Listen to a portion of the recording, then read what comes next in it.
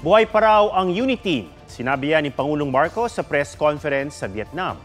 Git ng Pangulo walang nagbago sa relasyon nila ni Vice President Sara Duterte kahit inakusahan siyang drug addict ng ama nitong si dating Pangulong Rodrigo Duterte at hinamong mag-resign ng kapatid ng bise na si Davao City Mayor Baste Duterte. Sabi ng Pangulo wala namang sinabi si VP Sara na katulad ng sinabi ng kanyang ama at kapatid. Hindi rin daw papalitan ng Pangulo si VP Sara bilang Education Secretary. Wala pang pahayag si VP Sara kaugnay sa mga paratang ng kanyang ama. Pero nauna na niyang sinabi na posibleng brotherly love ang nagudyok kay Mayor Baste.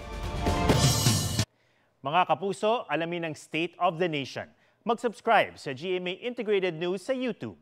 Sa ating mga kapuso abroad, samahan niyo kami sa GMA Pinoy TV at sa www.gmanews.tv.